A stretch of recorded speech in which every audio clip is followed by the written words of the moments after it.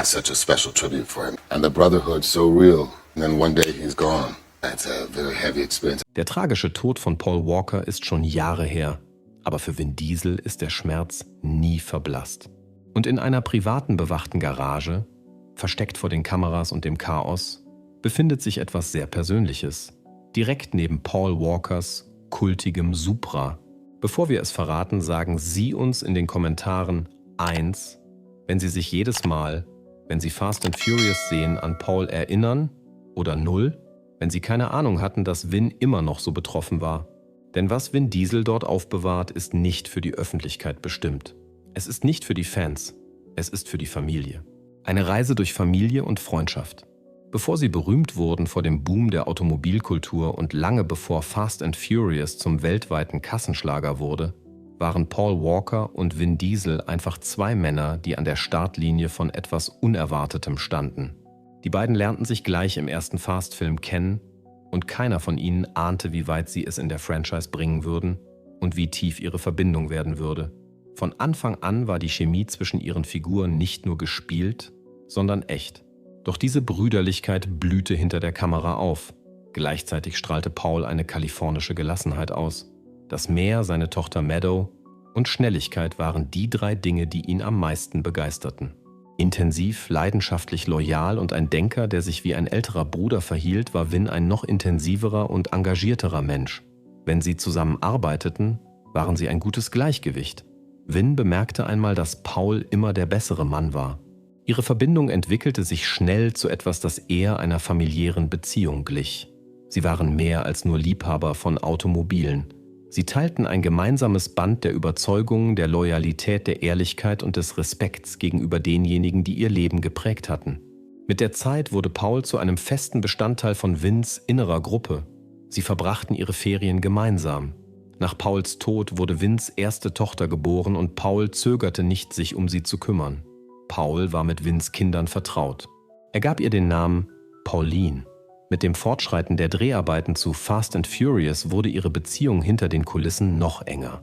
Zwischen ihnen gab es keine Egos, egal ob sie zwischen den Aufnahmen scherzten oder sich über das Leben unterhielten. In einem Interview, das Paul einmal gab, sagte er, Vin sei wie ein Bruder. Als Familie lieben wir uns, wir streiten uns und wir lachen übereinander. Die Art und Weise, wie sie mit der Familie, dem Beruf und den persönlichen Zielen des anderen umgingen, war der Punkt, an dem dieses Gefühl am deutlichsten wurde. Was die Zuschauer jedoch nicht ahnten und was selbst einige der Darsteller nicht ganz verstanden, war das Ausmaß des Verlustes, der mit dem Tod von Paul im Jahr 2013 einhergehen würde. Es war mehr als nur der Verlust eines Co-Stars. Ein Mann, den Vin als seine andere Hälfte bezeichnet hatte, verstarb. Und im abgelegensten Teil von Vin Diesels privater Garage hat er einen Ort geschaffen, an dem diese Verbindung weiterhin besteht. Nicht mit Plakaten oder Applaus, sondern mit der Methode der Bewahrung. Wenn man bedenkt, dass Vin Diesel Paul Walker nie für etwas anderes gehalten hat als Brian O'Connor. Er war in der Tat sein Bruder. Brüder gehen niemals getrennte Wege. Es gibt kein anderes Auto in der Welt von Fast and Furious, das einen höheren Wiedererkennungswert hat als der orangefarbene Toyota Supra von 1995. In der Tat war Paul Walker der einzige Mensch, der ihn fuhr. Paul fuhr den Supra durch die Straßen von Los Angeles und in die Herzen von Millionen von Menschen, als er die Identität von Brian O'Connor annahm. Für Paul war dieses Auto jedoch mehr als nur ein Requisit. Es war eine Manifestation der Begeisterung, die er in seinem täglichen Leben hatte. Er verhielt sich in keiner Weise wie ein Technikfreak. Und er war einer. Viele Fans wissen nicht, dass Paul Walker eine wichtige Rolle bei der Auswahl der Fahrzeuge für die Filme spielte. Er wollte unbedingt japanische Tuner verwenden, vor allem den Supra, weil er eine gute Leistung erbrachte und eine größere Tuningfreiheit bot. Das Auto war nicht nur schnell, die Leinwand war da. Und sie wurde dank ihrer leuchtend orangenen Lackierung des Bomex-Karosseriepakets, des großen Heckflügels und der beiden J-Tast GTE-Motoren, mit denen sie ausgestattet war, zu einem Markenzeichen der Fast-Serie. Und natürlich Paul selbst. Nach dem frühen Tod von Paul im Jahr 2013 wurden einige der Supras, die im Film verwendet worden waren, entweder versteigert gesammelt oder diskret in den Ruhestand versetzt. Einer jedoch fand nicht den Weg zu einem Sammler oder einem Museum. Es war offenbar das Heldenauto, das für Nahaufnahmen verwendet wurde. Die meisten Menschen hätten nicht damit gerechnet, dass er an dem Ort landen würde, an dem er gelandet ist. Vin Diesels persönliche Sammlung von persönlichen Gegenständen. Es ist eine persönliche Sammlung von Vin Diesel. Dieser Supra ist stationär im Gegensatz zu den meisten von Vins Fahrzeugen, die ständig von einer Veranstaltung oder Ausstellung zur nächsten fahren. Abgeschirmt vom Rest der Welt steht er in einem klimatisierten und temperaturgeregelten Teil seiner eigenen Garage. Auf seinen Konten in den sozialen Medien zeigt er sie nicht. Es ist nicht etwas, mit dem er bei Premieren herumprotzt. Tatsächlich wussten die meisten Fans nicht einmal, dass es ihn gibt, bis sie ihn in einem sehr seltenen Interview erwähnte. Es gibt Dinge, die sind nicht für die Welt, sagte Vin einmal. Es ist nur so, dass bestimmte Dinge heilig sind. Wie wäre es mit diesem Supra? Er ist eine heilige Sache. Die Pferdestärken sind nicht der Grund, nicht wegen der Berühmtheit, sondern wegen der Gründe, für die er steht. Es ist eine Freundschaft, es ist eine Bruderschaft und ein Vermächtnis, das für alle Ewigkeit bewahrt wurde. Noch unheimlicher ist jedoch das Ding, das Vin daneben sitzen lässt. Das liegt vor allem daran, dass der Supra nur einen Teil der Geschichte erzählt. Der Satz wird von dem vervollständigt, was neben ihm sitzt. Außerdem werden Sie, wenn Sie das einmal erlebt haben, Ihre Erzählung nie wieder auf dieselbe Weise sehen. Ein unerwarteter Anblick bietet sich neben dem Supra verborgen durch ein einfaches Samttau und beleuchtet durch eine schwache Beleuchtung. Kein Fan hat jemals damit gerechnet, dies zu sehen. Sowie alles, was nie offiziell von einer Nachrichtenorganisation zur Dokumentation eingeladen wurde. Diese Kameras sind nicht dafür gedacht. Es gibt keinen Platz für Klicks. Die sind für Paul. In der Ecke von Vin Diesels privater Garage befindet sich eine Sammlung sehr persönlicher Gegenstände, nur wenige Meter entfernt von dem Auto, das Brian O'Connor auszeichnete. Es handelt sich nicht um eine museale Ausstellung, sondern vielmehr um eine Hommage an den Verstorbenen. Es ist ein Schrein. Eine der seltenen emotionalen Zeitkapseln, die nur ein ausgewählter Kreis enger Freunde je gesehen hat. Es ist ein großes Bild von Paul und Vin, das eingerahmt und ausgestellt ist. Am Drehort umarmten sie sich gegenseitig. Pauls Unterschrift ist zu sehen zusammen mit dem Satz "Ride or die always". Es wurden echte Unterschriften verwendet. Zum Kritzeln wurde ein schwarzer Marker verwendet, mit leichtem Verblassen. Ein Paar von Pauls Rennhandschuhen befindet sich in einem durchsichtigen Glaskasten und liegt direkt darunter, ausgemergelt und abgenutzt. Es heißt, dass dies bei der Produktion von Fast Five verwendet wurde. Nicht weit dahinter ein paar Sportschuhe. Ungepflegt, aufgeräumt, alltäglich. Erst wenn man begreift, dass es sich um Pauls spezielle Schuhe handelt, erscheinen sie fehl am Platz zu sein. Zwischen den Aufnahmen wurden sie angeblich getragen. Immer einfach aus dem Off. Ein gefalteter Zettel ist jedoch wahrscheinlich das unheimlichste Stück von allen. Ein einzelnes Blatt, liniertes Papier, das unter einer Glasabdeckung verborgen ist und auf dem etwas zu sehen ist, das Pauls Handschrift zu sein scheint. In der Anfangsphase der Produktion von Furious 7 wurde das Memo angeblich Vin gezeigt, wie Quellen aus seinem Umfeld berichten. Ich erhielt eine private Nachricht mit folgendem Inhalt: Danke, dass du mir immer den Rücken frei hältst, Bruder. Schließlich gibt es noch den Stuhl zu bedenken. Es ist ein Hocker aus einem Secondhand-Laden aus Metall. Es gibt nicht viel zu sagen, bis man den Schraubenschlüssel bemerkt, der auf der Sitzfläche angebracht ist. Das ist eine Widmung, die nicht einmal ein Gearhead verstehen würde. Es ist eine Markierung der Abwesenheit. Ein stilles Bekenntnis zu einem Mann, der seine Ausrüstung vergessen hat. Es ist hier nicht nur zur Show. Es geht uns nicht darum, ein Vermächtnis zu hinterlassen. Dies ist die Erfahrung der Trauer konserviert in Chrom und Fett. Darüber hinaus wird berichtet, dass Vin jedes Jahr am 30. November neben diesem Stuhl steht. Es gibt keine Kameras, es gibt keine Fanfare, nur eine Schweigeminute zu Ehren des Kumpels, den er immer wieder vermisst hat. Der Abschluss von Furious 7, der 2015 veröffentlicht wurde, endete auf eine Art und Weise, die eher an einen Beerdigungsritus als an einen Filmabschluss erinnerte. In der letzten Einstellung sieht man Dom und Brian Seite an Seite vorfahren, einen Blick austauschen und dann getrennte Wege gehen. Dies war mehr als nur ein filmischer Moment. Ein Abschied wurde gesprochen, doch nicht nur zu einer Figur, sondern auch zu einem engen Begleiter. Während dieser Zeit war Vin Diesel nicht als Schauspieler tätig. Er hatte ein Gefühl des Verlustes. Wer weint, es ist wahr. Meinst du den Moment, bevor du dich zurückziehst, ohne Drehbuch? Die ganze Crew, die Darsteller und das Publikum spürten ein Gefühl der Schwere. Vin erzählte später Reportern, dass er sein Geschwisterchen verloren hatte. Dieser Film war gefährlich nah dran, mich zu brechen. Durch die Abwesenheit von Paul war jede Szene schmerzhaft. Die Traurigkeit war jedoch auch hinter den Kulissen zu spüren. Dies war ein Film, den Vin nicht beenden wollte. Denn es zu beenden bedeutete es loszulassen. Und das hat er auch nach mehreren Jahren noch nicht getan. Es ist nicht einfach nur ein Denkmal. Das private Teil in seiner Garage, der Supra, der Schrein und der Stuhl sind alles Dinge, die Bedeutung haben. Es gibt immer noch ungelöste Fragen.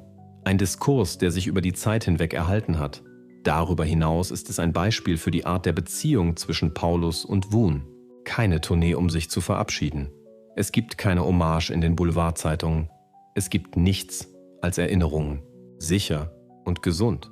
Es wurde konserviert. Es ist wund. Bevor wir diesen emotionalen Artikel enthüllen, sollten Sie, wenn Sie herzliche Hollywood-Geschichten lieben, unbedingt ein Abonnement abschließen und die Glocke drücken. Wir haben Geschichten, die über die Schlagzeilen hinausgehen, Geschichten, die die Wahrheit ans Licht bringen. Paul Walkers Vermächtnis und das Vermächtnis seiner Tochter Meadow Walker. Außerdem endet die Geschichte von Fast and Furious nicht in diesem abgeschiedenen und abgesperrten Bereich von Vins Privatleben. Er tut nichts anderes, als dort zu sitzen. Wir sind gespannt. Er wartet auf den Tag, an dem die Welt ihn vergessen wird. Vin jedoch wird das nicht. Als Paul Walker verstarb, kam eine der eindrucksvollsten Erinnerungen an sein Vermächtnis nicht von einem Film oder einer Fan-Hommage, sondern von seiner Tochter Meadow. Meadow war diejenige, die die Geschichte des Lebens ihres Vaters erzählte. Meadow Walker war erst 15 Jahre alt, als ihr Vater verstarb, und sie stand an diesem Tag sofort im Rampenlicht der ganzen Welt. Nicht in der Eigenschaft als Berühmtheit, sondern als Vertreterin des Erbes ihres Vaters. Und im Laufe ihres Lebens hat sie mehr erreicht, als nur diese Tradition fortzuführen. Das Ergebnis war etwas Starkes, Menschliches und Dauerhaftes, und das verdanken wir ihr. Nach dem Tod von Paul hat sich Vin Diesel nicht von Meadow entfernt.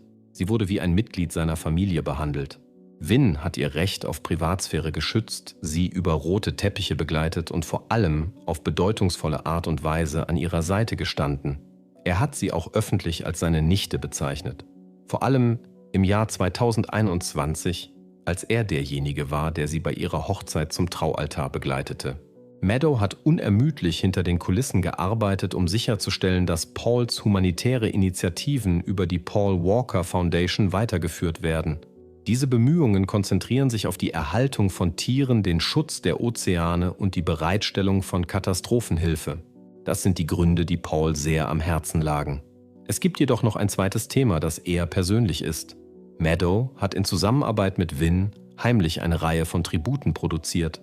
Teilnahme an philanthropischen Aktivitäten, Genehmigung von besonderen Gedenkveranstaltungen in der FAST-Filmen und die Aufrechterhaltung ihres Engagements für die FAST-Familie zu ihren eigenen Bedingungen aufrechtzuerhalten, sind alles Dinge, die sie tut.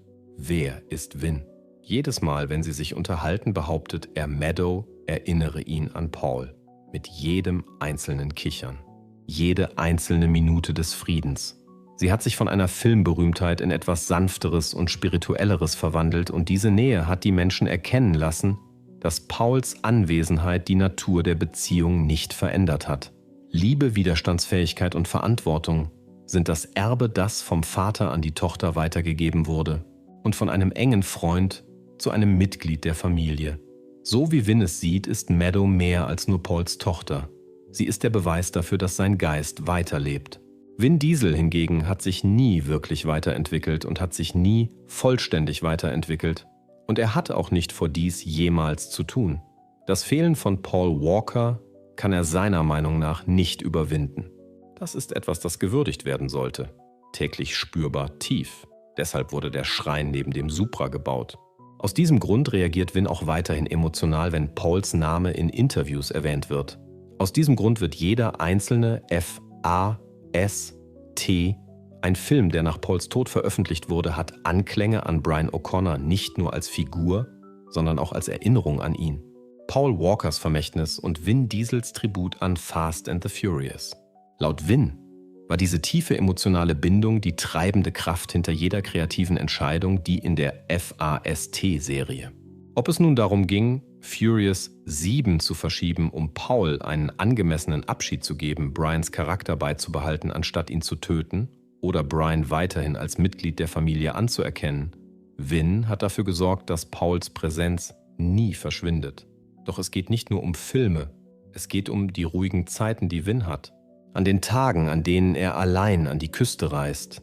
Die Abende, die er in der Garage verbringt, die einsam ist. Er hat noch nie einen der Briefe laut vorgelesen.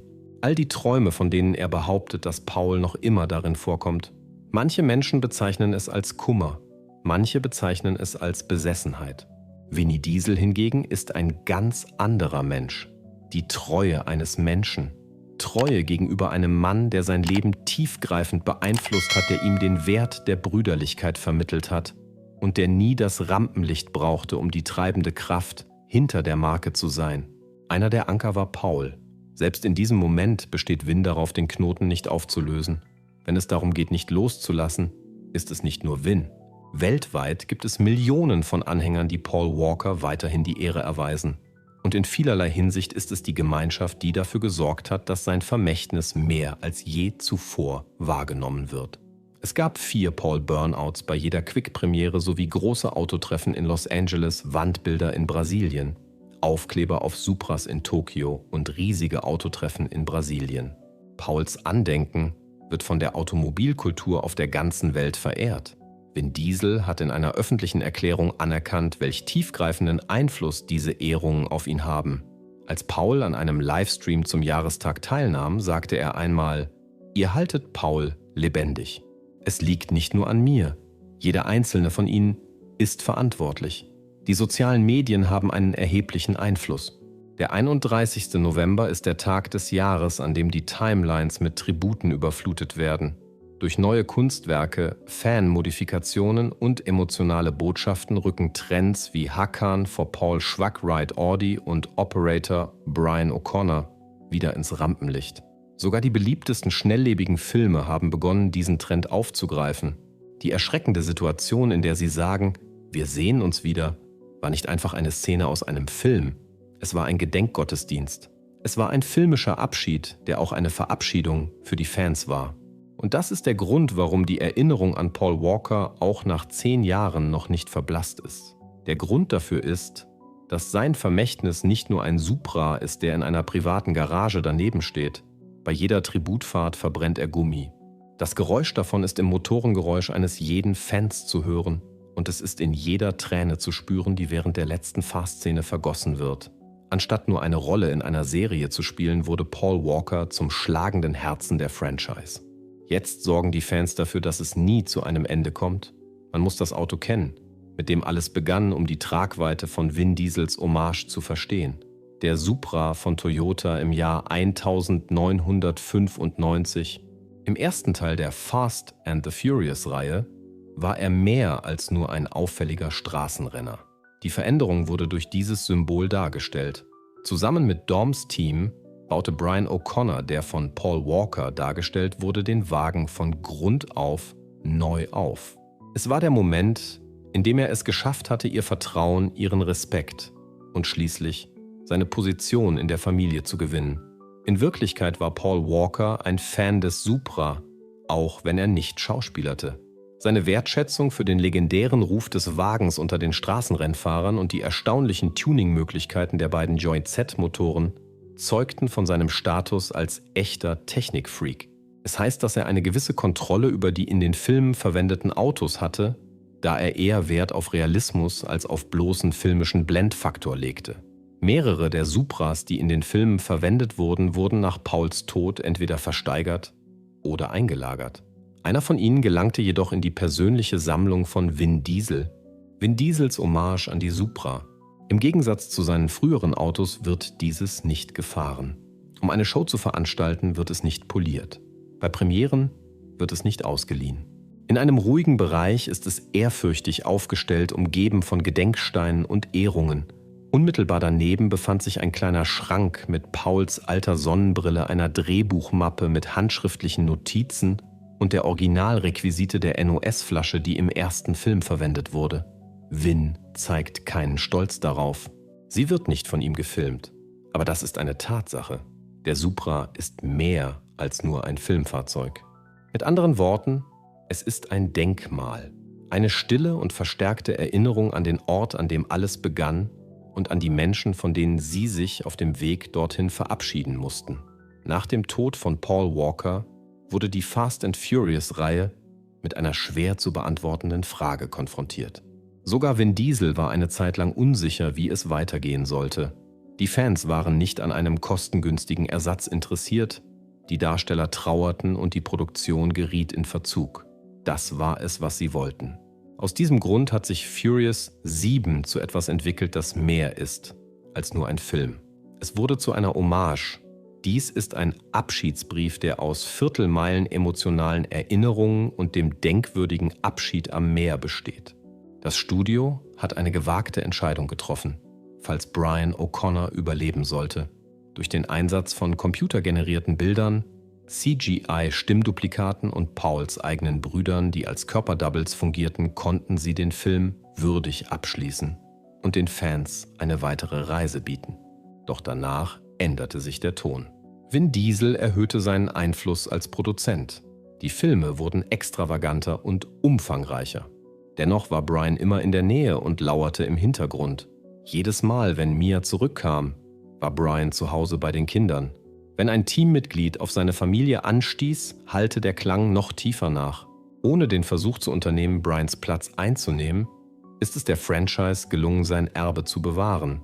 Nur eine bescheidene Anerkennung, dass sein Platz am Tisch immer noch da ist, auch wenn er jetzt nicht mehr da ist. Es gibt keinen neuen Schauspieler und es gibt keine Neubesetzung. Wer ist Vin? Er hat erklärt, dass Paul die treibende Kraft hinter dem Franchise ist. Fast kann ohne ihn nicht existieren. Und alles, was sie jetzt konstruieren, ist für ihn bestimmt.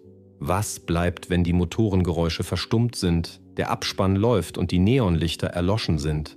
Es ist eine Freundschaft. Es ging nie um Geld, Berühmtheit oder gar Pferdestärken, die sie zusammenbrachten. Es ging um Vertrauen, Loyalität und echte Brüderlichkeit. Anstatt sich mit Worten von Paul Walker zu verabschieden, brauchte Vin Diesel das nicht zu tun. Indem er dieses Auto, diesen Ort und dieses Erbe schützte, konnte er dies durch eine Aktion erreichen. An der Supra wurden keine Änderungen vorgenommen. Der Schraubenschlüssel des Stuhls wurde in keiner Weise bewegt. Die Fotos vergilben mit der Zeit, doch ihre Bedeutung bleibt dieselbe. Nein, es ist kein Kummer. Es ist das Erinnern. Außerdem hat Vin in dieser Erinnerung einen Sinn entdeckt. Meadow wurde von einem Mentor angeleitet, eine ehrfürchtige Haltung gegenüber dem Franchise aufrechtzuerhalten. Es ist wichtig, die Unterstützer laut und leise daran zu erinnern, dass Paul immer noch ein Teil von allem ist. Eine lebendige Hommage besteht aus jedem einzelnen Burnout, jeder einzelnen Action-Einlage und jedem einzelnen Geflüster, das hinter den Kulissen für Paul gemurmelt wird.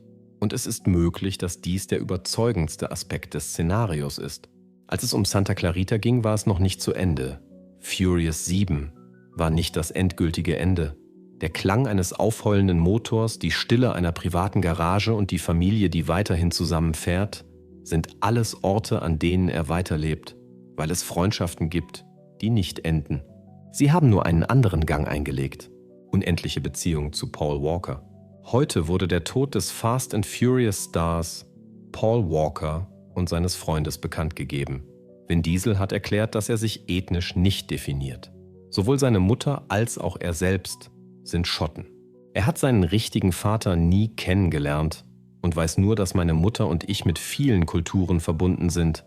Diesel glaubt, dass Anti-Mischehen-Gesetze die Beziehung seiner Eltern in einigen US-Bundesstaaten illegal gemacht hätten. Der Fast and Furious-Darsteller liebt aufgrund dieser Überzeugung jeden in seiner unmittelbaren Umgebung. Der Tod seines engen Freundes und Fast and Furious Co-Stars, Paul Walker, hat ihn jedoch erschüttert. Wie hat sich das auf Vin ausgewirkt? Wo ist Paul Walkers Tochter? Was ist mit ihr passiert? Untersuchen Sie mit uns die Entscheidung von Paul Walker, sich von seiner Tochter zu Vin Diesel zu trennen. 2 befreundete Berühmtheiten. Vin Diesel und Paul Walker werden in Hollywoods hartem Umfeld zu guten Kumpels. Es gibt viele Promi-Freundschaften, aber Vin Diesel und Paul Walker stechen heraus. Berühmte Persönlichkeiten wie Matt Damon, Ben Affleck, Ryan Reynolds und Hugh Jackman sind befreundet. Andere tun dies, bevor sie populär werden. Diesel nahm an der Hochzeit von Walkers Tochter teil, weil sie eine enge Beziehung haben. Walker ist trotz seines Todes einer der beliebtesten Entertainer. Diesel macht ihm immer noch Komplimente und dankt ihm für die gemeinsame Zeit und zeigt damit, dass er ihn so oft wie möglich zur Sprache bringen möchte. Es war also logisch zu denken, dass sie Geheimnisse voreinander hatten. Dinge, die sie vor der Öffentlichkeit verbargen. Was ist das für ein Geheimnis? Welchen Einfluss hat Paul Walker heute auf Vin Diesel, gibt Ratschläge? Paul Walker sprach über Vaterschaft, den Weg dorthin und eine Familie fürs Leben. Vin Diesel, der Fast and Furious Star, lebt jeden Tag nach diesen Worten so, dass diese Bemerkung mehr als nur ein hingeworfener Satz ist. Auch wenn seine Geschwister sein Verhalten manchmal nervig finden. Er zollt seinem verstorbenen Co-Star Paul Walker Tribut, indem er an dessen 8. Todestag väterliche Ratschläge von seinem engen Freund gibt. Dies symbolisiert seine Vaterschaft. Diesel informierte Walker während der Dreharbeiten zu F4 über seine Schwangerschaft. Walker erfuhr dies ebenfalls von Diesel. Ihre Äußerungen werden immer in Erinnerung bleiben. Sie irren sich, wenn viele Macho-Männer ihnen sagen, sie sollen vor dem Kreissaal warten. Du wirst den besten Tag deines Lebens haben, wenn du die Nabelschnur durchschneidest, schrieb Diesel auf Instagram. Walker war zu diesem Zeitpunkt bereits Vater. Diesel erzählte Walker, dass er täglich an diesen Ratschlag und ihre Brüderlichkeit denkt. Das Baby, auf das Walker ihn vorbereitet hat, wird die Trauzeugin von Walkers Tochter sein. Diesel grübelt über beides nach. Natürlich war die Tochter von Diesel die Trauzeugin von Meadow Walker. Er bemerkte, dass der Engel, den Meadow, die so wundervoll war, bat, ihre Trauzeugin zu sein. Derselbe Engel war, auf den du mich mit deiner brüderlichen Weisheit auf die schönste Weise vorbereitet hast. Meine Kinder glauben, dass Onkel Paul immer bei ihnen ist. Und ich glaube ihnen. Einer der besten Ratschläge ist, sich von Anfang an auf die Vaterschaft einzulassen. Tun Sie so, als wäre es der glücklichste Tag Ihres Lebens im Geburtszimmer, der Ihr Leben für immer verändern wird. Glückwunsch. Er war mein Moor. Vin Diesel hat seinen verstorbenen Co-Star Paul Walker um Ratschläge für die Erziehung gebeten. Der Fast and Furious Darsteller, 53, sprach über Walkers Vermächtnis und darüber, wie sehr er sich darauf freute, ein Vater wie er zu werden, auch wenn ihre Charaktere unterschiedliche Mentorendynamiken hatten. Im Gespräch mit Access erwähnte er dies. Ich war der große Bruder am Set, der alle beschützt hat und für alle gefahren ist. Sie haben zwar von Anfang an zu mir aufgeschaut, aber ich war nie ein Elternteil gewesen und Pablo erwähnte Diesel Walker, Meadow Walkers Vater. Diesel fügte hinzu, dass er als Elternteil Hilfe brauchte. Er war mein Moor. Die Ironie besteht darin, dass die Rollen und Szenen, in denen die Vaterschaft in Fast 5 und im gesamten Franchise thematisiert wird, im wirklichen Leben vertauscht wurden. Als ich zum Beispiel im Kreissaal den Namen meines jüngsten Kindes aufschrieb, sagte meine Mutter immer noch, dass Pablo mit dir im Zimmer war. Also, schrieb ich Pauline. Die meisten Menschen assoziieren Vin Diesel mit wogenden Muskeln, flammenden Explosionen, heldenhaften Heldentaten und einer erstklassigen Männlichkeit als Kumpel.